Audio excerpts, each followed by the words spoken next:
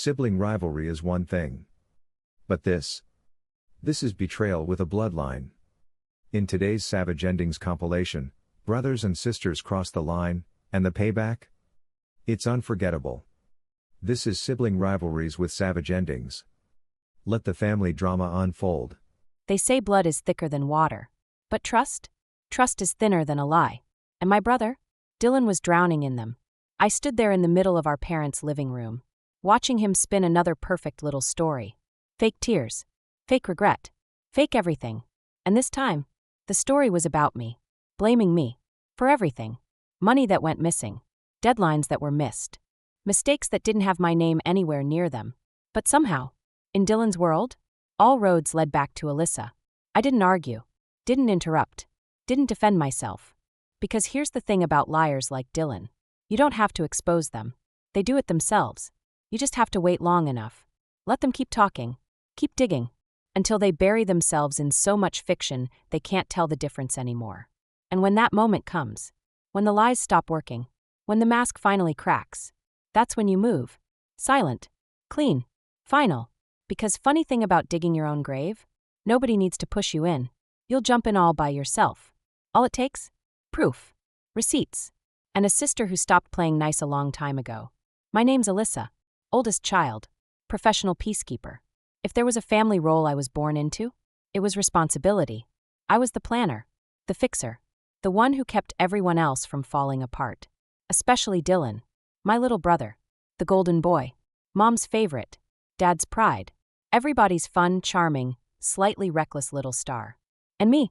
I was the reliable one. Steady. Predictable. Invisible. Unless something went wrong. Then suddenly, it was my fault. Growing up, Dylan could do no wrong. Forgot to pay a bill? Alyssa, why didn't you remind him? Lost his job? Alyssa, help him get back on his feet. Broke our parents' trust again? Alyssa, go talk to him. You're the only one he listens to. Spoiler alert, he didn't listen. Not to me. Not to anyone. Because Dylan didn't need to fix anything. Not when mom and dad treated his screw-ups like minor detours. Boys will be boys. He just needs time. Time. Dylan didn't need time. He needed accountability. But nobody wanted to give it to him. So guess who got to hold the line? Me. Always me. And for years I took it. Kept the peace. Cleaned up his messes. Covered for him more times than I can count. Until he made the mistake of making me the mess.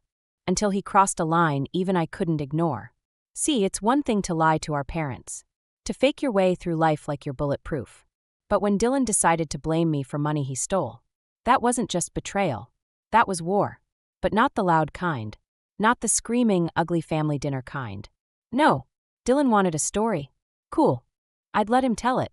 All of it. Right up until he buried himself in lies so deep, I didn't have to say a word. All I had to do, show the truth. And stand back. While he dug his own grave. Looking back now, it's almost laughable how hard I tried to protect Dylan. Not because he earned it, but because for so long, I thought that's what family meant. Protecting each other. Covering each other. Believing the best. Even when they gave you every reason not to. Dylan wasn't always like this. Or maybe he was. Maybe I just refused to see it. Growing up, we were close. Shared a bathroom. Shared secrets. Shared late-night talks about how annoying our parents could be. I used to drive him to school every morning. Made sure he had lunch money when he forgot. Helped him pass math when he almost failed. He used to joke I was like his second mom. What I didn't realize, he meant it literally. Because as we got older, that's exactly how he treated me. I helped him get his first apartment. Put in a good word for him at my old job. Even spotted him rent a couple of times when he was between checks. Always temporary. Always just this once. Until it wasn't. Until it became the norm. Until helping him stopped feeling like love. And started feeling like obligation. But I didn't complain. Not really. Because that's what family does, right? Until Dylan started changing. Lying more. Dodging responsibility like it was a full-time job. Telling our parents just enough truth to sound believable. But leaving out everything else. Little things at first. Like claiming he lost a paycheck in the mail when he really spent it on a last-minute Vegas trip.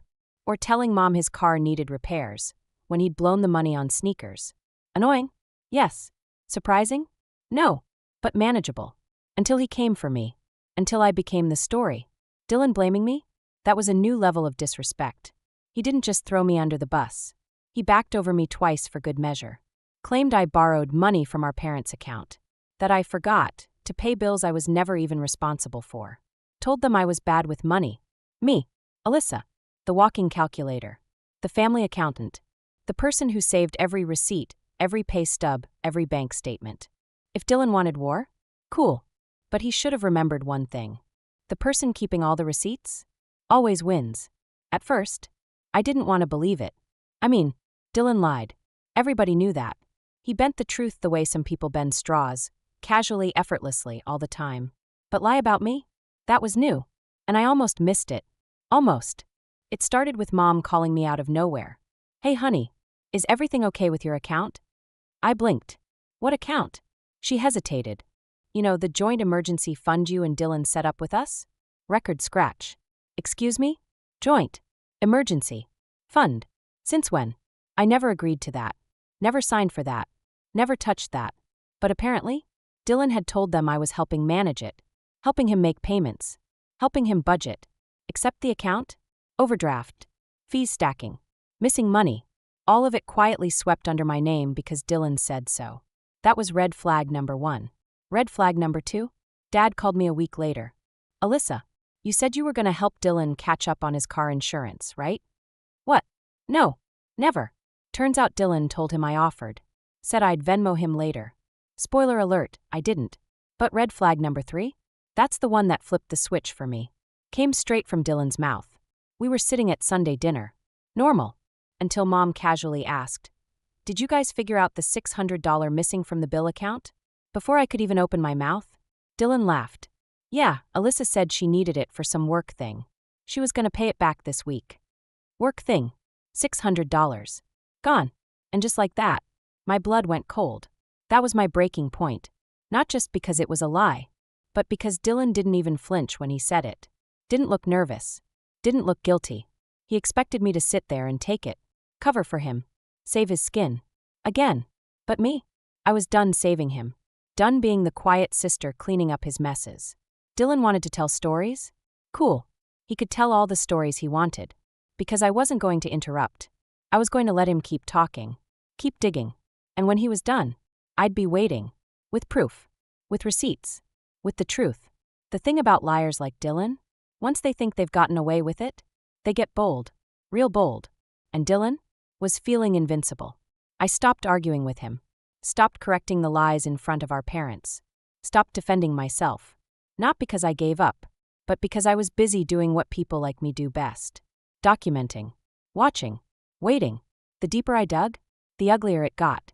Turns out Dylan wasn't just telling lies at Sunday dinner. He was running a full-time smear campaign with me as the main character. To our parents. To extended family. Even to family friends. Telling everyone I was bad with money. Always asking him for help. Irresponsible behind the scenes. Acting like I had it all together, but secretly drowning. And the worst, he told them I'd borrowed money from him that I refused to pay back.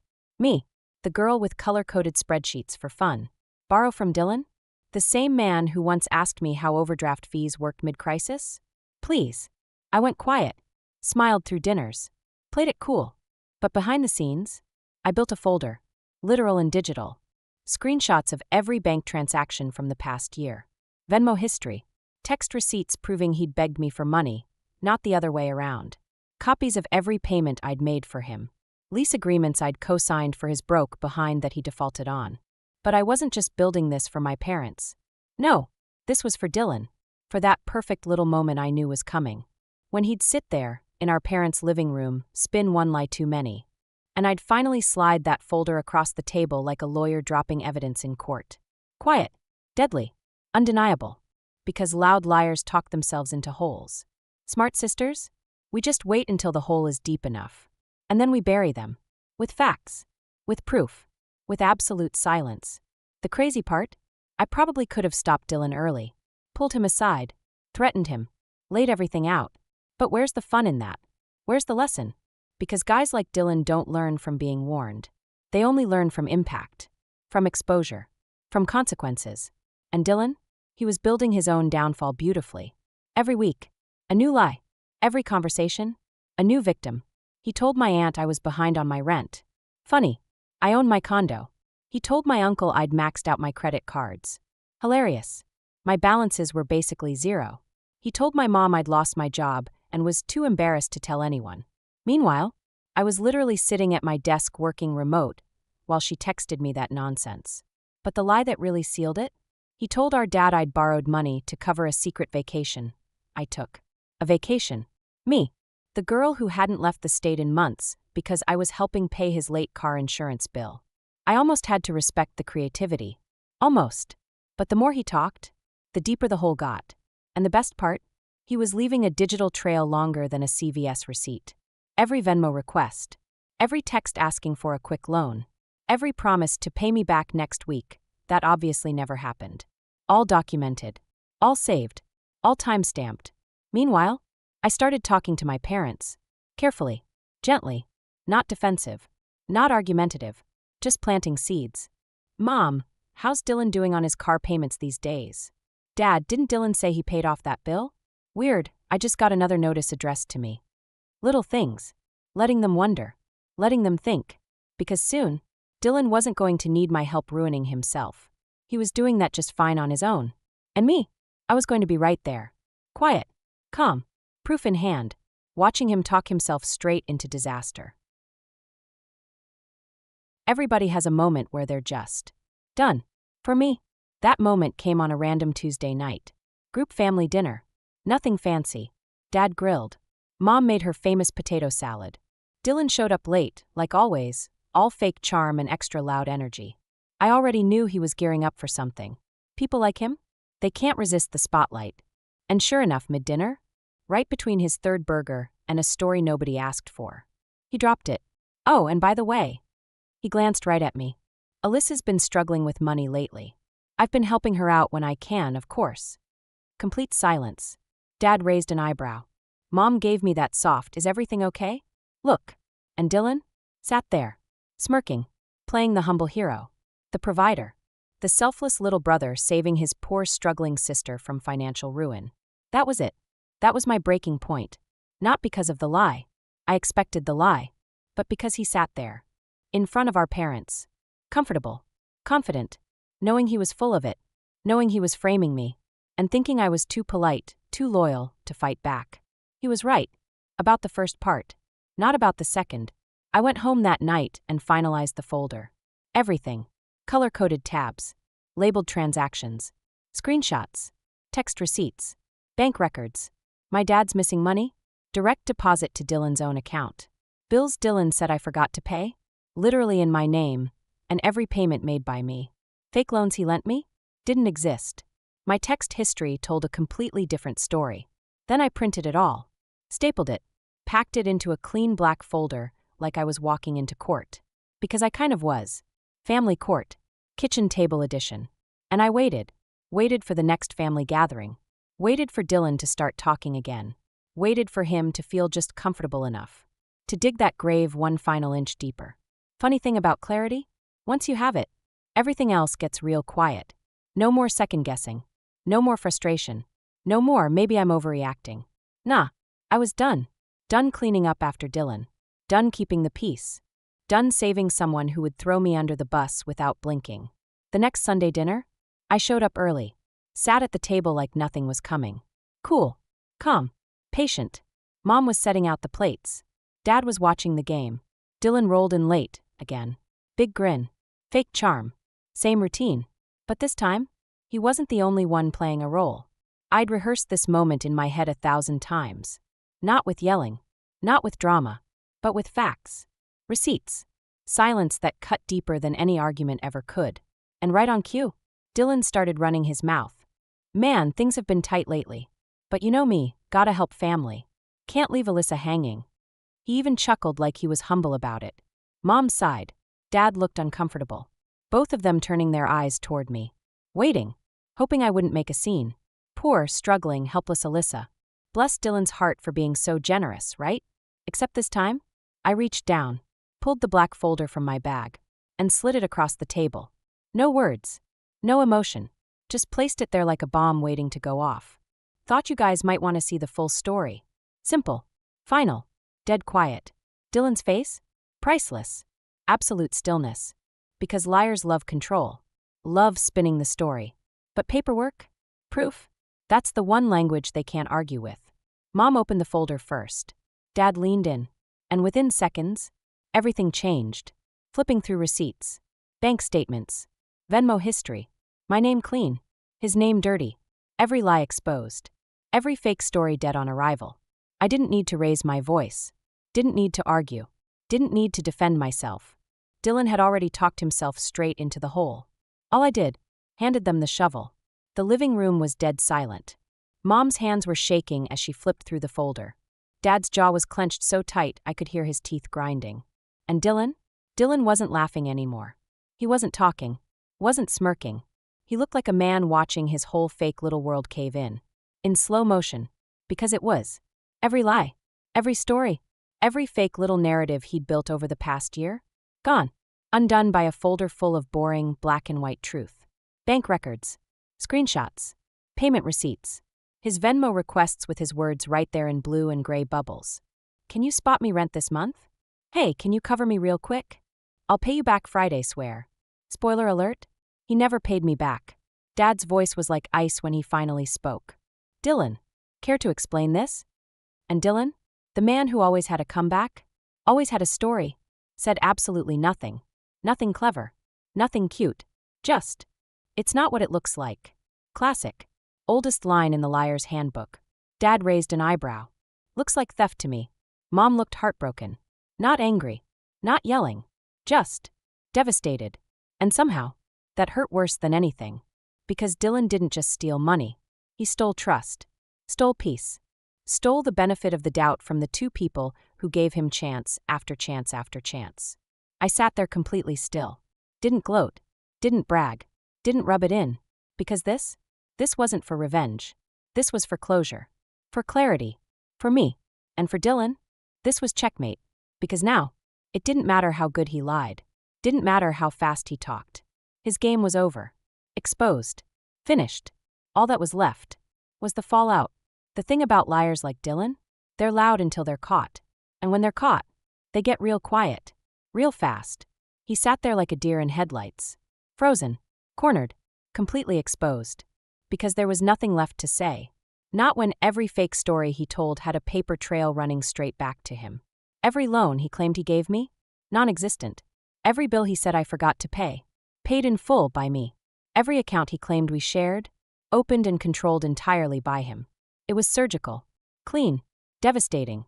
Dad didn't yell. He didn't have to. That disappointed dad energy hits harder than any shout ever could.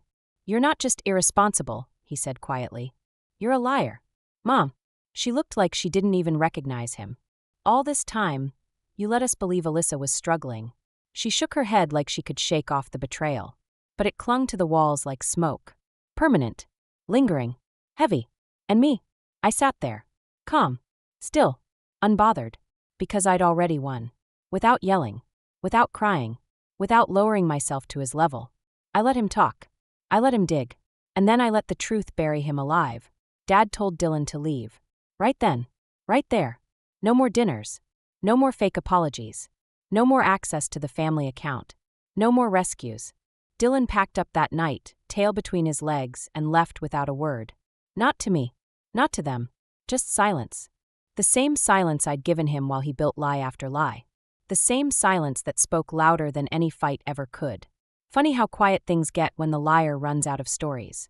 Funny how heavy the truth feels when it lands. Funny how peaceful it is when you stop saving people from their own mess. Life got real quiet after Dylan left. Not awkward quiet. Not tense quiet. Peaceful quiet. The kind of quiet that lets you breathe again. The kind of quiet you never realize you were missing until it's finally back. Mom apologized to me more times than I could count. She cried. Hugged me tight like I was going to disappear next. I'm so sorry, Alyssa. I should have trusted you. I wasn't mad at her. Not really. Because parents want to believe the best in their kids. That's human. But after that night, nobody questioned me again. Not about money. Not about responsibility. Not about Dylan. My word was law now. Because receipts don't lie. And neither did I. Dad was quieter about it, old school pride and disappointment clashing in his chest. But he pulled me aside before I left that night. Simple words. Heavy meaning. I'm proud of how you handled this. That meant more than anything. As for Dylan, word got around fast. Family talks. Always has. Always will. Suddenly those friends he loved bragging to stopped answering his calls. Family events? He stopped showing up. Not because he wasn't invited, but because shame travels faster than text messages. Especially when everyone knows exactly what you did. Especially when you built the lie. And someone else had the courage to tell the truth. He sent me one text weeks later. Just 3 words. You ruined me. I didn't even respond. Because I didn't ruin him. He ruined himself.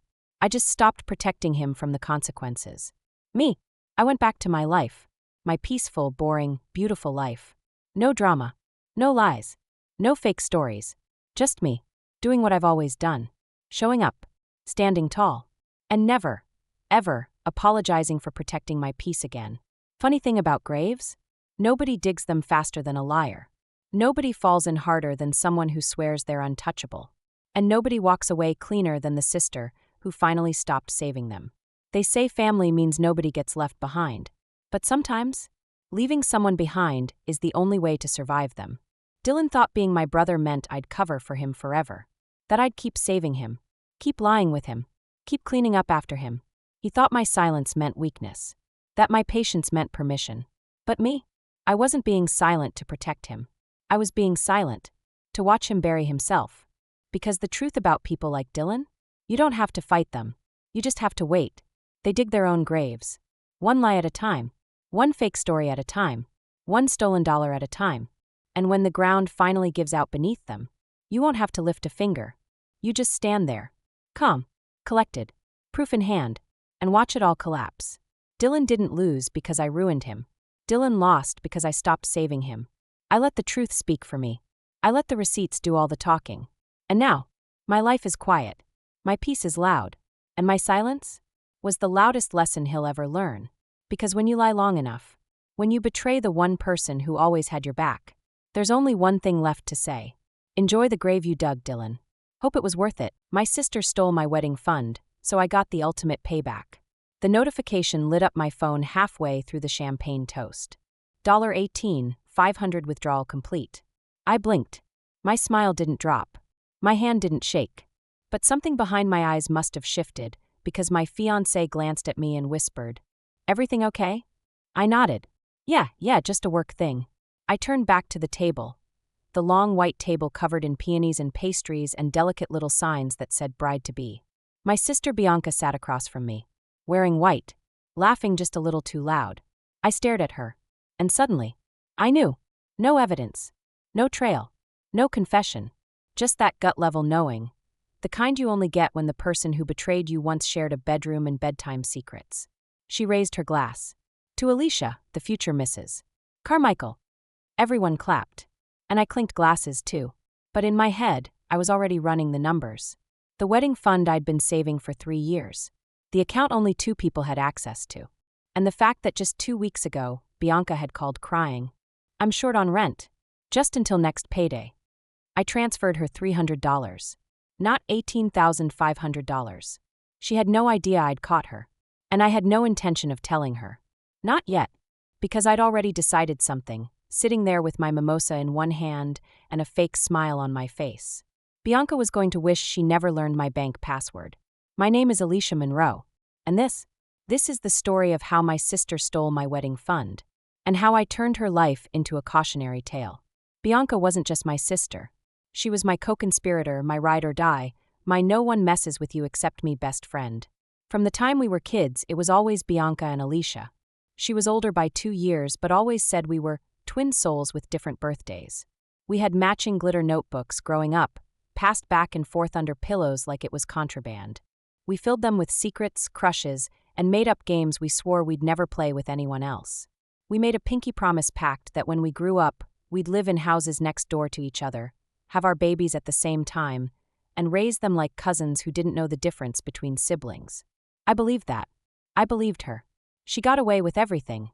Charm dripping from every sarcastic grin. I was the rule follower. The fixer. Bianca was the storm. I was the umbrella. In high school, when she got caught sneaking out with a senior, I took the blame so she wouldn't lose her phone. When she wrecked Dad's car,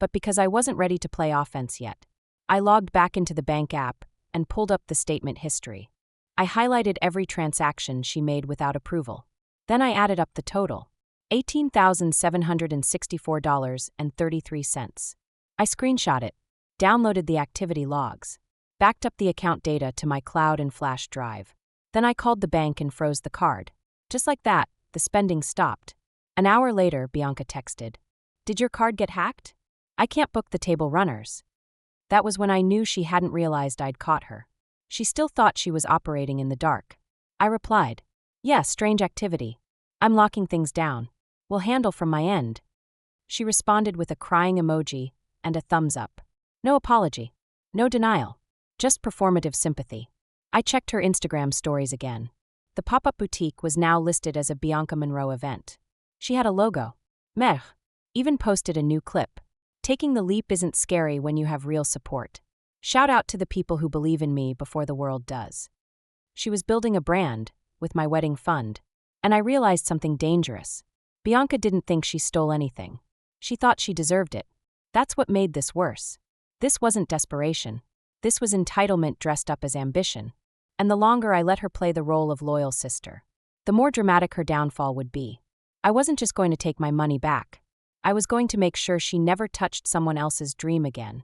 The hardest part wasn't pretending everything was fine. It was watching Bianca lie to my face while believing I was too naive to notice. "Don't forget, I rescheduled the florist consult for Tuesday," she chirped one morning. She sent it in a group text to me and Noah, as if to keep up appearances. Noah replied with a thumbs up. I just hearted it. Meanwhile, I was finalizing the real florist, a backup I'd hired privately after Bianca ghosted the original and blamed it on the vendor. I stopped trusting her with anything important, but I never told her that. I kept smiling, kept pretending I was overwhelmed and grateful. Let her keep playing wedding planner. The real plan? Happening behind the scenes. I made sure her name was nowhere on the contracts. I reallocated the new budget from my savings. I gave vendors burner email addresses and told them not to respond to anything unless it came directly from me. I started tracking Bianca's social posts. Every boutique. Every soft launch. She was posting countdowns to big things coming the same week she was supposed to be organizing my rehearsal dinner. That's when I decided to shift the reveal. Originally, I thought about confronting her in private. Maybe just a one-on-one, sisters behind closed doors. But the more I watched her weaponize kindness, the more I realized Bianca didn't fear exposure. She feared irrelevance. So I chose a different stage. Her birthday was coming up. A joint celebration planned with her best friend. A public event. Lots of cameras. A Bianca and Company banner hanging over the rooftop bar. She invited me, of course. "Front row seat to my next chapter," she said. I RSVP'd yes. Then I called Danny. "I'm going to need a little help with the visuals," I told her. We built a timeline. A presentation. Every transaction Bianca made. Every message. Every lie she told with a smile. Not for drama. For clarity. Bianca thought she had the spotlight. I was about to change the script. I kept my mask on. Not out of fear, but precision. Bianca thought she was still running the show. "I'm locking down the playlist. Got a deal on the candles, you're welcome. I found the cutest pumps for you, size 8, obviously." She was still narrating the role of loyal sister. And I let her. But behind the scenes, the real show was already in post-production. Danny and I had spent days organizing the evidence. Receipts, screenshots, call logs, bank transfers, and one particularly damning clip of Bianca bragging. "If you want something, you take it. Nobody's gonna hand you the life you deserve." I titled the presentation, "Bride's Sister or Con Artist? A Case Study in Entitlement." Each slide opened with a date and a bold question. Where did the venue deposit go? Was this a business move or theft? We paired every question with a matching quote from Bianca, straight from her stories, texts, or emails. The QR code linked to a secure folder. The password was our childhood cat's name, the one she'd always forget. I ordered 25 mini cards, each with a gold bee on the front, her brand colors, and tucked a QR code inside each one. They looked like party favors. I planned to leave them by the exit table, right next to the mirror where she set up the selfie station. A quiet reveal. No fireworks. No announcement. Just the truth, left in plain sight. Her party was already over the top. Rooftop bar. Gold streamers. A neon sign that said "Born to Shine." The dress code was black and blush. The gift table had a ring light. I showed up in navy blue. Clean lines. No sparkle. I smiled at the hostess, dropped my gift bag on the table, and handed Bianca a hug like it didn't cost me anything. She leaned in, whispered in my ear, "Don't cry when I make my entrance. I look hot tonight." I pulled back and smiled wider. "Don't worry," I said. "I brought the receipts." She laughed, thought I was joking. That's the thing about people who fake loyalty. They never see real consequences coming. The elevator dinged at the rooftop level, and the moment the doors opened, the noise hit me like perfume and pressure. A full crowd. Champagne flutes clinking. Flashbulbs from phones.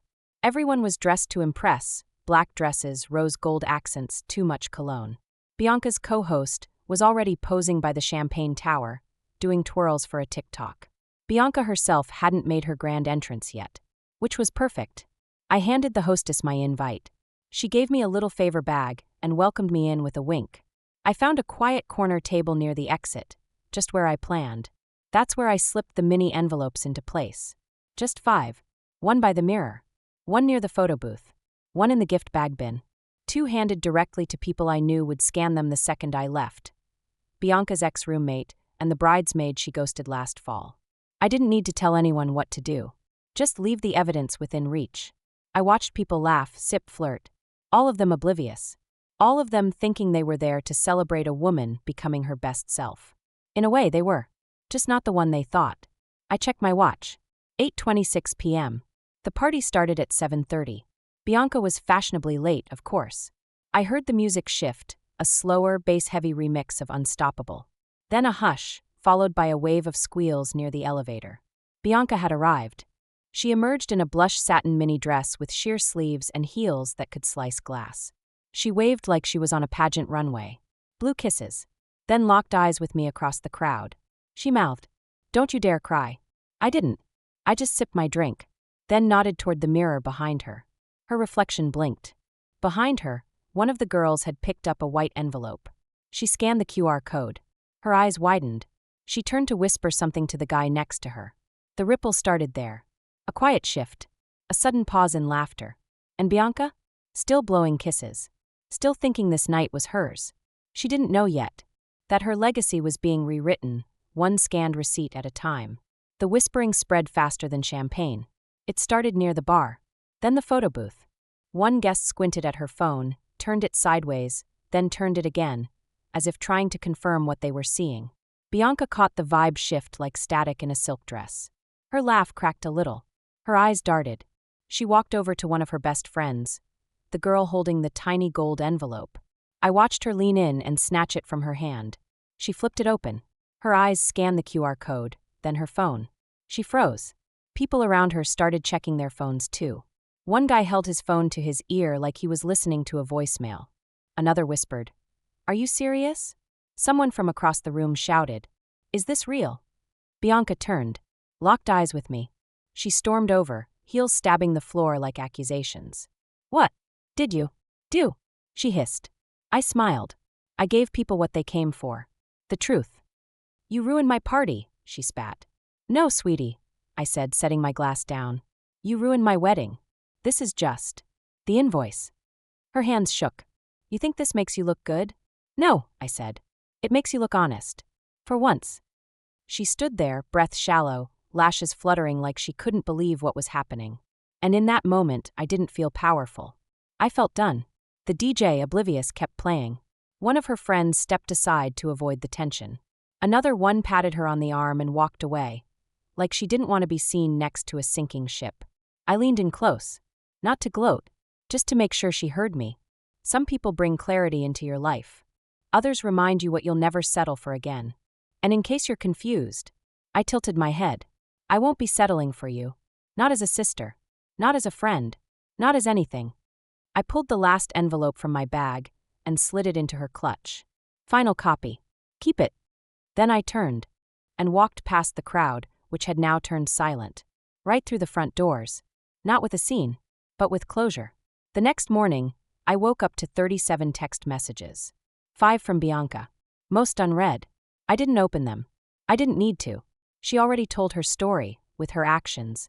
I just gave people the transcript. Later that afternoon, my mom called. She's devastated, she said. I stayed quiet. You could have handled it privately, she added. I almost laughed. So she could spin it again? Silence. Then finally, you did what you had to. That was the closest thing I'd get to a thank you. I didn't need applause. I just needed peace. I moved the wedding. Different venue. Smaller guest list. Noah was completely on board. Whatever makes you feel safe, he said. We said our vows under a canopy of string lights and quiet music. No drama. No fireworks. Just two people who showed up for each other. No receipts needed. Bianca wasn't invited.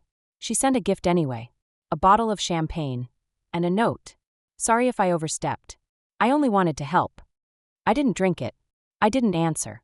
Some people confuse access with forgiveness. But once you show me who you are, I believe you. And I move accordingly. I don't hate her. I don't wish her harm. I hope she learns. I hope she heals. But I'm no longer part of that story. That chapter closed the moment she saw her name on that screen. In a room full of people she once tried to impress with my money. She wanted to shine. She just didn't know what it would cost. So here's my final thought. You can be kind and still draw the line. You can be forgiving and still walk away. And sometimes, the best revenge is building a life where that person's name never shows up again. Not in your story. Not in your future. Just gone. My sister mocked my infertility, until I gave her the surprise of a lifetime. I was halfway down the hall balancing a tray of desserts when I heard my name, and my pain, being ripped apart in the next room. Claire? Oh please. My sister Tessa snorted, loud enough for half the family to hear. She's been trying for years. Face it, some women just aren't meant to be mothers. Laughter. Ugly, sharp, mean-spirited laughter. I froze, the tray trembling in my hands. They didn't know I was standing there. They didn't know I could hear every word. And suddenly, the carefully stitched seams of my heart, seams I'd spent years sewing together, ripped open all over again. My name is Claire Bennett. I'm 34 years old. And according to my sister, I'm a joke. It wasn't just the infertility. It was the way she said it. The glee. The cruelty. Like my pain made her feel better about herself. I backed away before they could see me, before they could plaster on their fake smiles and pretend nothing had happened. My hands were shaking so badly, I had to set the tray down on the kitchen counter. Breathe, Claire. Just breathe.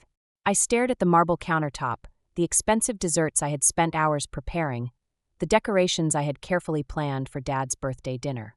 None of it mattered anymore. Not if this was how they really saw me. And in that moment, standing there alone, humiliated, furious, I made a decision. I wasn't going to cry. I wasn't going to fight. I was going to win. But not today. Not like this. No, I would make sure Tessa never forgot the day she underestimated me. I wasn't always the infertile sister. Once upon a time, Tessa and I were just two girls running barefoot through the backyard, dreaming up futures bigger than the sky. We both imagined husbands. We both imagined babies. We both imagined happiness. But life had other plans for me. I married Sam at 28, full of hope and love. We talked about children before we even finished unpacking the moving boxes. We wanted them. We planned for them. The first miscarriage came just after our first anniversary. 7 weeks in. Long enough for us to whisper names in the dark. The second came a year later. 10 weeks. We had already bought a crib. After that, the doctors grew quiet when they looked at my charts. Tests. Treatments. More tests. More treatments. My body became a battleground, and hope became something I rationed carefully like medicine. Every month was a new cycle of cautious excitement, rising terror, and shattering disappointment. Meanwhile, Tessa's life unfolded like a glossy magazine spread. She married young, had 3 children in rapid succession, each pregnancy announced with grand gestures and baby shower invitations that I showed up to, smiling through gritted teeth. At first, she was gentle. At first, she would hug me a little longer, her eyes soft with sympathy. But over time, something shifted. Maybe it was resentment. Maybe it was superiority. Or maybe Tessa just liked having a way to feel bigger better. And every passive-aggressive comment, every pitying glance, every, I'm just being honest, jab was a needle that sunk a little deeper under my skin. I forgave her. Over and over. Because that's what you do for family, right?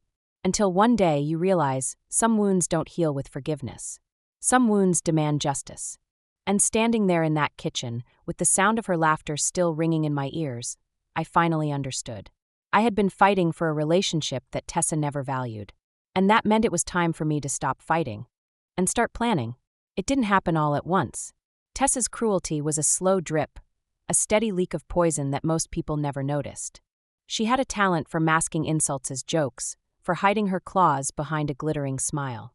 Like the time she gifted me a world's best dog mom mug at a family Christmas party, winking dramatically as she handed it over. Everyone laughed. I laughed, too. What else was I supposed to do? Or the baby shower she threw for her friend. The one where she seated me at a table labeled, maybe someday, in glittery cursive letters. "Oh, relax," she said when she saw my face, tossing her blonde hair over her shoulder. "You know I'm just teasing." And who could forget Thanksgiving 2 years ago when she clinked her glass and toasted, "To fertility, may it favor the deserving." That one still burned in my chest. Even when she wasn't directly targeting me, Tessa made sure I always felt other.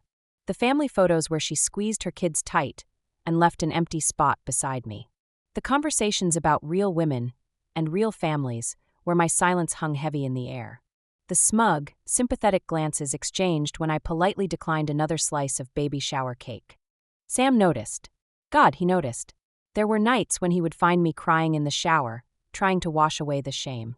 There were mornings when he would pull me close and whisper, "You don't owe anyone an explanation, Claire. You're enough. You always have been." But it's hard to believe you're enough when someone you once trusted keeps holding a mirror to your deepest fears. It's even harder when the rest of the family, polite, conflict-averse, uncomfortable, pretended not to hear, not to see. By the time Dad's birthday dinner rolled around, Tessa had already conditioned everyone to accept her digs as normal. Normal. Acceptable. Not anymore. This time, I wasn't going to swallow my pride and smile through the humiliation. This time, Tessa was going to choke on her own words. It happened just after dessert. The family was still crowded around the dining table, bloated from Dad's favorite German chocolate cake, when Tessa decided the evening needed a little more entertainment. "You know," she said, tapping her wine glass with a butter knife to get everyone's attention, "we should give Claire a round of applause." I stiffened, dreading what was coming. "For what?" Uncle Jim chuckled. "For trying so hard," Tessa purred, grinning. "For being the most determined auntie to be. Someday. Maybe." A few people laughed.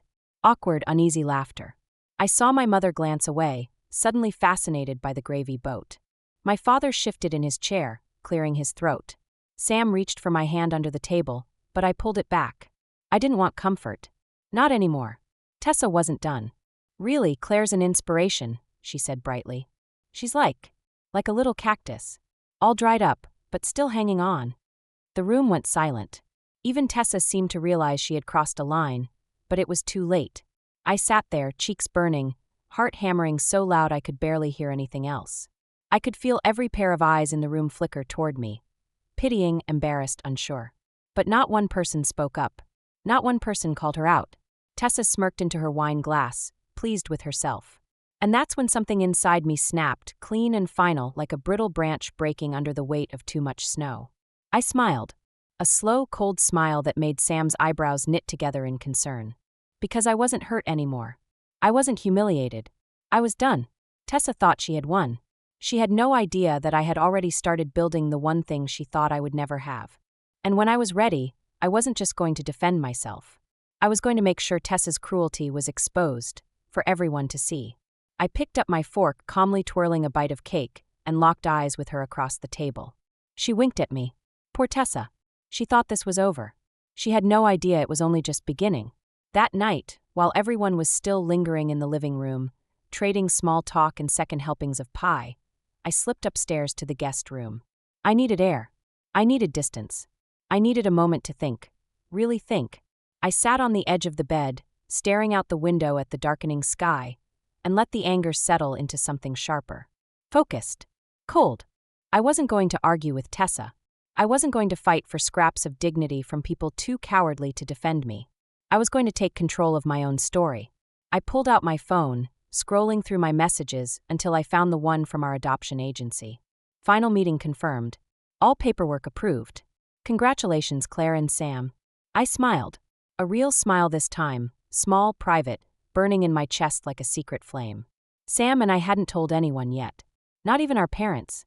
After everything we'd been through, the years of grief, the endless false starts, we had decided to keep this part of our journey close to the vest. Sacred. Safe. We had been matched with a birth mother 3 months ago, a young woman named Brielle, who had made the hardest, bravest choice of her life. And in just a few more weeks, if everything continued to go smoothly, we would bring home our daughter. Our daughter. The word tasted sweet, like honey on my tongue. I locked my phone and tucked it away, the enormity of it all pressing against my ribs, making it hard to breathe, in the best possible way. Tessa thought she had defined me by what I lacked. But she didn't know. She didn't know that love had already found me. That family was already on its way. That the life she said I could never have was already unfolding, beautiful and unstoppable, just beyond her line of sight. And when the time was right, when the papers were signed and the ink was dry, I was going to show her. I was going to show them all. But for now, I smiled into the dark and whispered a promise to the tiny heartbeat growing in someone else's belly. Hold on, baby. Mommy's coming. 2 weeks later, I stood in the kitchen, staring down at a tiny white stick on the counter. Positive. Pregnant. My knees buckled, and I gripped the edge of the sink, heart slamming against my ribs. It wasn't possible. It shouldn't have been possible. We had stopped trying years ago, after the last miscarriage shredded what little hope we had left. Our entire focus had shifted to adoption. Our hearts had already expanded to make room for Brielle's baby. And now this.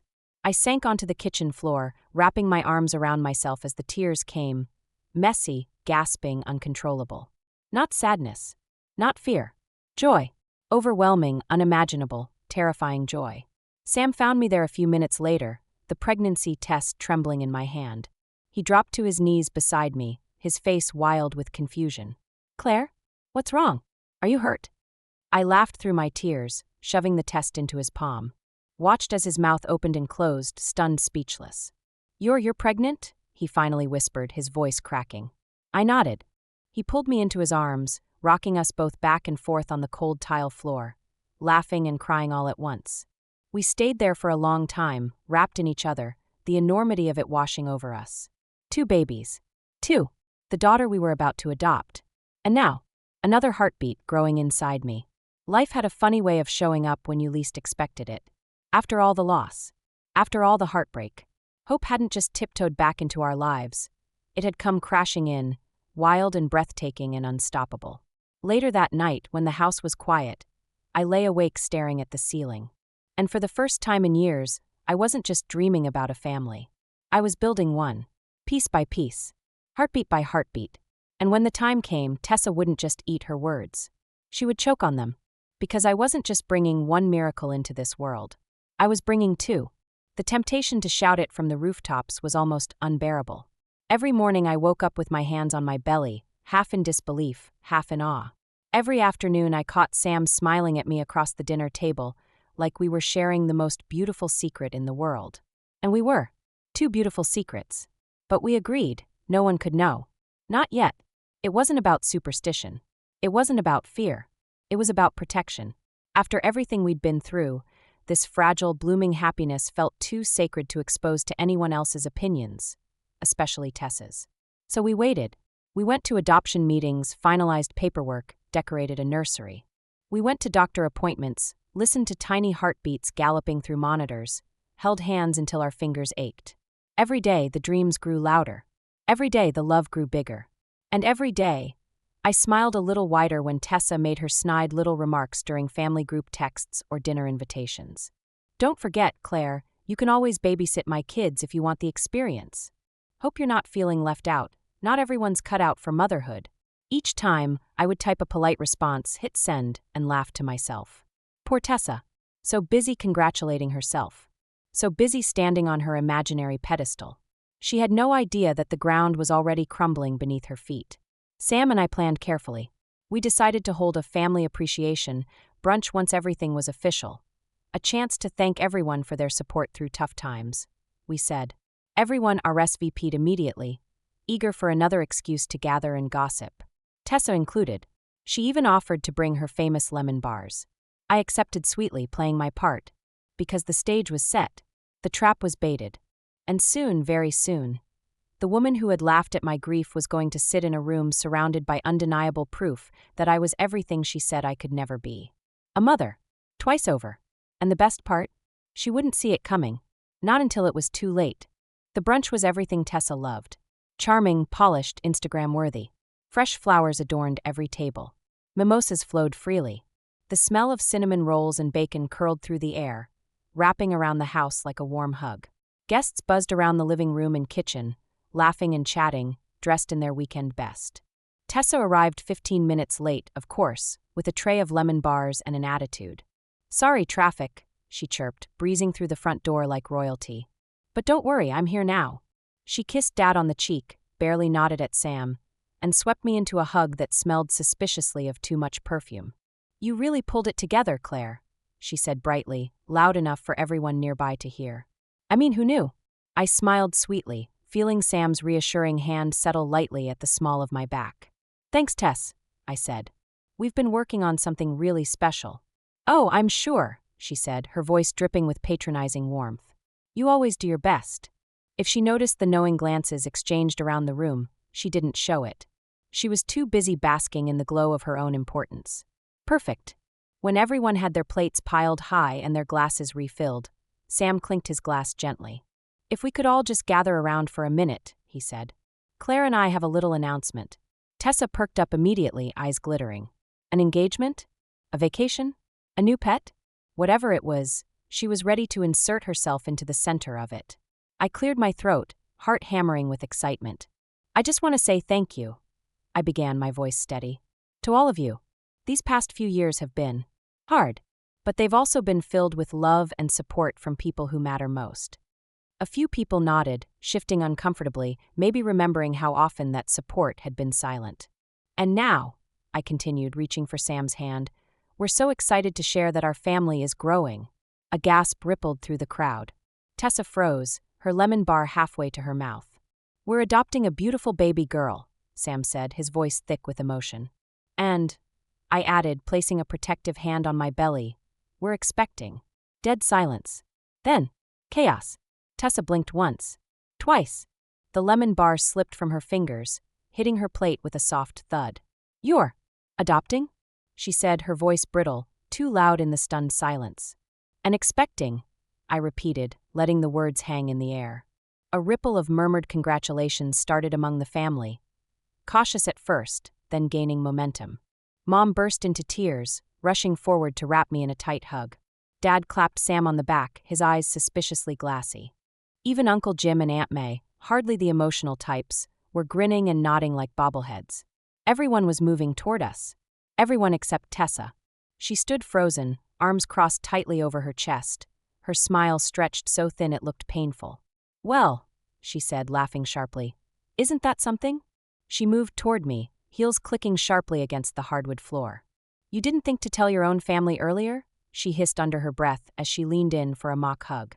I hugged her back lightly, just enough to keep up appearances. "We wanted to be sure," I said, smiling sweetly. "You know how delicate these things can be." Sam stood tall beside me, his hand never leaving the small of my back. Tessa pulled away, her face flushed, her breathing shallow. For the first time in years, she wasn't in control of the narrative. And it was eating her alive. She tried to pivot, clinking her glass to get everyone's attention. "Let's not forget," she said brightly, "who the real mother of the year is." She turned it into a joke about her own chaotic household, about how she deserved a medal for raising 3 terrors. But no one laughed. Not really. The attention had shifted. Permanently. People weren't looking at her anymore. They were looking at me, at Sam, with real warmth, real admiration. And no amount of forced laughter or smug jokes could drag the spotlight back. Tessa smiled tightly, but I could see the cracks forming around the edges. She was unraveling, and I wasn't lifting a single finger to stop it. I didn't have to. All I had to do was stand there and let my joy speak for itself. And that was something she could never fake, never steal, never diminish. Not anymore. Sam squeezed my hand gently, giving me the silent cue we had agreed on. I took a deep breath and turned to the crowd, my heart soaring higher than it had in years. "There's more," I said, voice steady, eyes locked on the faces around the room. The family leaned in, curious, excited. Even Tessa, despite herself, tilted her head slightly, the last remnants of her smugness flickering with uncertainty. Sam cleared his throat. "We're not just expecting a baby through adoption," he said. "We're also expecting, biologically." Another wave of gasps. Hands flew to mouths. Tears welled in eyes. Mom actually dropped her glass, sending a spray of orange juice across the floor. Not that she noticed. She was already rushing forward, clutching my free hand, sobbing and laughing at the same time. "Claire," she cried. "Oh, sweetheart, after everything." Dad stepped in too, his strong hand wrapping around my shoulder, his voice rough with emotion. "I always knew you'd be a mother," he said quietly. "Always." Even the cousins, the ones who usually hovered at the edges of family drama, pushed forward with genuine congratulations. Hugs, hand squeezes, promises to help with baby showers and meal trains. The room pulsed with warmth, love, validation. And right there in the center of it all stood Tessa, stiff, silent, pale. For the first time in her life, she was utterly, painfully irrelevant. She tried to rally, tried to insert herself with a brittle, "Well, looks like Claire finally caught up." But no one laughed. No one even looked at her. All eyes were on me, and Sam, and the future growing right here, right now. I didn't gloat. I didn't smirk. I didn't need to. This wasn't about revenge anymore. It was about reclaiming something Tessa could never touch. My joy, my family, my future. And I had built it with my own hands, my own heart, through every broken piece she thought would keep me down. I met her gaze across the room, held it and smiled. Not out of malice. Out of victory. The kind she would never understand. It didn't take long. Tessa held it together for exactly 15 more minutes. Just long enough for everyone to politely sip their coffee and start planning baby showers and nursery themes. Then she cracked. It started small. A too loud laugh here. An exaggerated eye roll there. But when Heather suggested throwing me a double celebration, one party for both your babies, Tessa's smile finally shattered. "Of course Claire gets 2 babies at once," she said, her voice dripping venom. It's not like she had to actually do anything for one of them. The room froze. A silence so heavy it felt like a physical weight pressing down on everyone. Sam stepped forward immediately, his voice calm but firm. "You don't have to stay, Tessa," he said quietly. "If it's too much for you." I watched my sister's face twist, 1,000 emotions flashing across it at once. Anger, shame, desperation. She looked around for support, scanning the room, but found none. Not this time. Even Mom turned away, pretending to adjust the flowers on the table. Even Dad crossed his arms and stared her down, his disappointment unmistakable. Tessa opened her mouth to argue, to cry, to claw back control, but no words came. She grabbed her purse off the counter, knocking over a vase in the process, and stormed toward the door. I didn't follow her. No one did. The front door slammed so hard the windows rattled. For a moment, there was only stunned silence. Then, a collective breath out. Relief. As if the entire family had been holding their breath for years and finally, let it go. Mom hurried over to me, pulling me into a hug so fierce I could barely breathe. "We're so proud of you," she whispered into my hair. "Don't ever forget that." I smiled, the last shreds of old pain falling away like dead leaves. Tessa had spent years trying to define me by my emptiness. But standing there, surrounded by love, cradling 2 futures in my heart, I finally understood. I was never empty. I was just waiting. And now, I was full. The days after the brunch felt like walking through a different world. Family group chats exploded with excitement. Baby name ideas, nursery themes, offers to babysit. Plans for 2 showers began almost immediately. One for the adoption, one for the pregnancy. Mom couldn't stop texting me articles about newborn care and baby carriers. Dad emailed links to tiny baseball mitts and storybooks he wanted to read to his future grandkids. Even the cousins, the ones who used to forget I existed at family events, were suddenly eager to include me in every conversation. And Tessa? Silent. No texts. No snide remarks. No half-hearted apologies. She disappeared from the family chat entirely for 2 full weeks, claiming she was busy with the kids when anyone asked. But I knew better. Tessa wasn't busy. Tessa was humiliated. And for once, it wasn't because I had fought her. It was because I had risen so far above her pettiness that she couldn't even reach me anymore. I didn't gloat. I didn't spread gossip. I didn't retaliate. I lived. I glowed. I grew. Every doctor's appointment, every nursery shopping trip, every tiny flutter in my belly was another reminder that the life Tessa said I could never have was blooming, lush and unstoppable. One afternoon, while folding impossibly tiny onesies in the nursery, I caught a glimpse of myself in the mirror. I hardly recognized the woman staring back. She looked strong, whole, radiant. She looked like someone who had climbed out of grief and built a life from the ashes. Tessa's approval had once seemed so important, a prize I could never quite earn. Now I saw it for what it was. A mirage. A meaningless game I had finally walked away from. Sweet vindication wasn't about her. It wasn't even about the family finally seeing me. It was about me seeing myself clearly, fully, proudly, for the first time in years. And loving what I saw. The next time I saw Tessa was at Mom's birthday party, almost 2 months later. By then I was showing, not dramatically, but enough that there was no hiding the roundness beneath my flowy dress. Enough that strangers smiled at me in grocery store aisles. Enough that I instinctively rested a hand on my growing belly whenever I stood still for too long. Tessa showed up late, as usual, her smile brittle around the edges.